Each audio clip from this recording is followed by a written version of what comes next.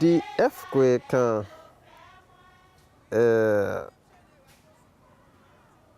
it's a very difficult times for Haiti, as you know, as you can see by TV, by internet. It's a very difficult times. As a whole, the first time I came here in the summer of 2011, it was still every other building, if not more, was still demolished. There was rubble everywhere. There was trash on the streets. Every open space of land had tent cities on it. It was very tragic. The cathedral itself totally demolished. The cathedral school that was right next door, 2-story buildings collapsed on top of each other and hundreds of children died in an hour's time.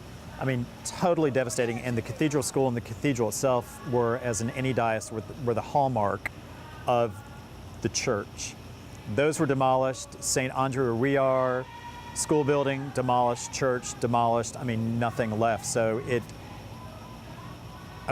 pretty much stripped this diocese bare of anything that it had except for a plot of land and the people that still survived. For the Episcopalians, it's part of us, because the Diocese of Haiti is one of us.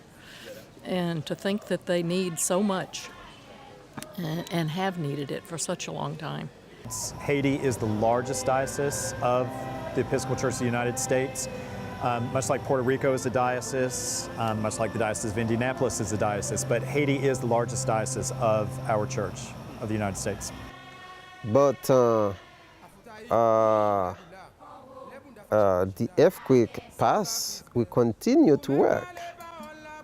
Life continue. We built some houses, some office, some schools, some churches. Life start to change in Haiti after the earthquake. It's a beautiful country. It's an amazing place. That's what I gotta say. It's really beautiful, and the people are wonderful. Indeed, a lot of pain here, but yet still a lot of strength, a lot of spirit. Good place. Ready to rock and roll.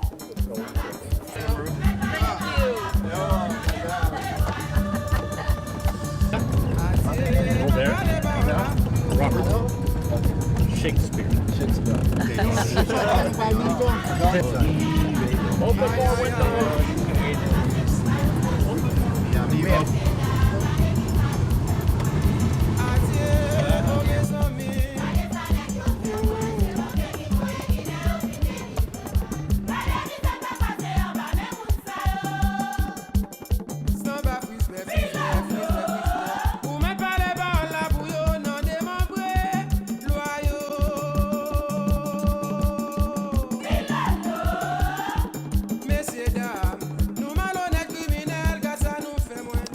Our first need in Mithon, it is education.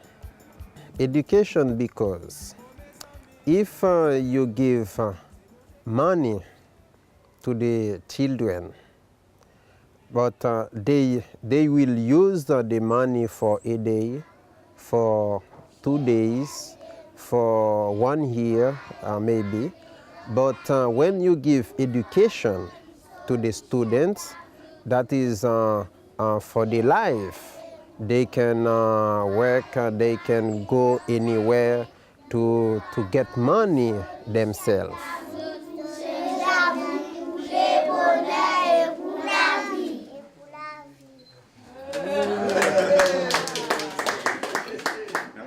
So this is the Luncheons with Lessons program that we do, which provides lunches for the students of St. Andre and pays the teachers' salaries. This is our work in action here as they're serving up a lunch. This is a hot meal that's served 5 days a week throughout the school year for all the students.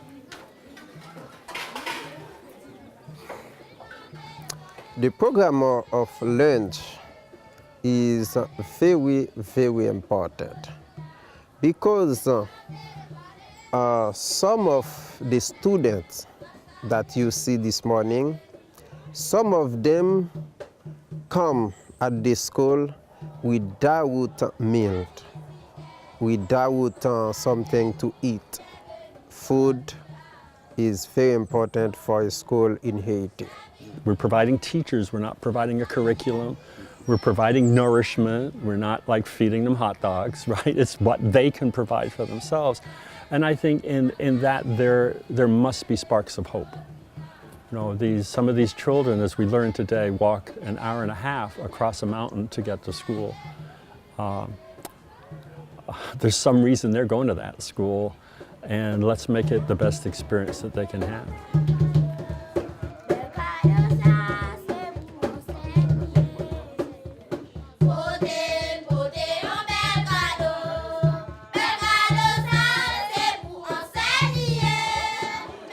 In Mithon, we have many projects to do there in my head.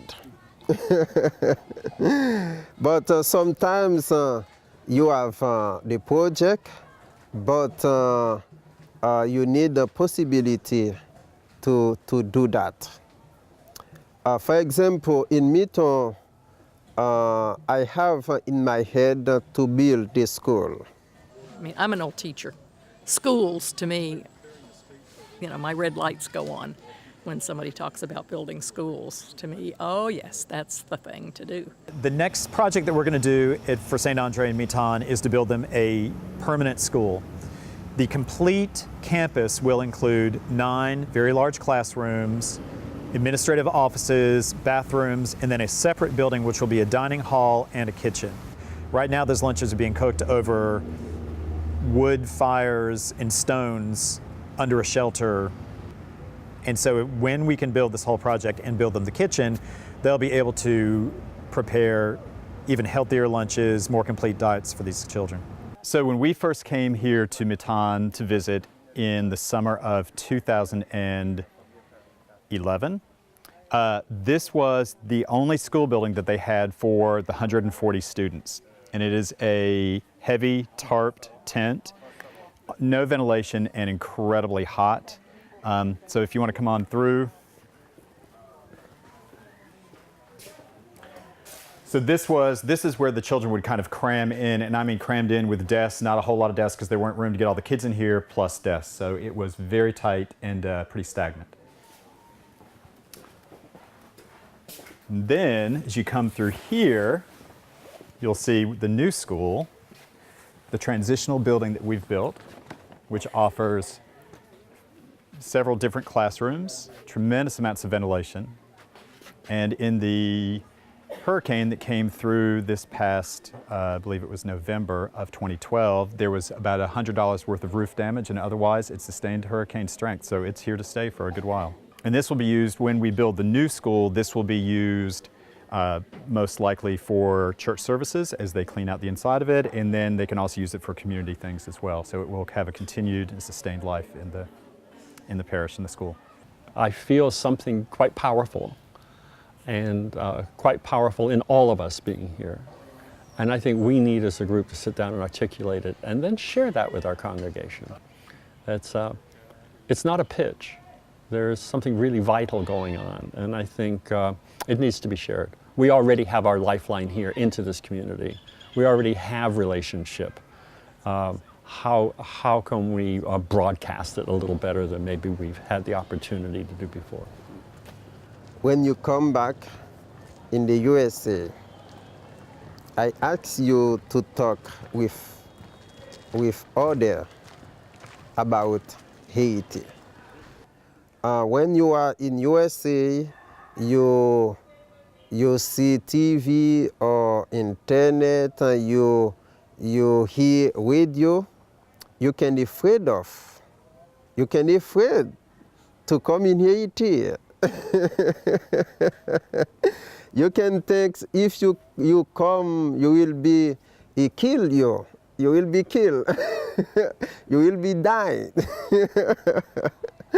But Haiti, we have bad things, I know, but we have also good things.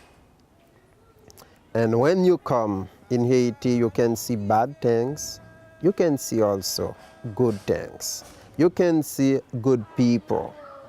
You can see people who love you, who want to work, and we want to share by our work. Hope will come. Hope will come with our work. Hope will come with support from our friends. Mithon has hope with Indianapolis, with you from Indianapolis. A partnership is give to give. When you come here in Haiti, you give your love, you give your money to help students, to help people. The partnership is a way for us in Haiti to share our love with you. Even if we don't have money to give to you, but in Haiti, with our mission, with our school, that is a way for us to share with you our love, our willingness to serve people. I think so. I can say what we give you, it is the possibility to serve people. To serve people, yes.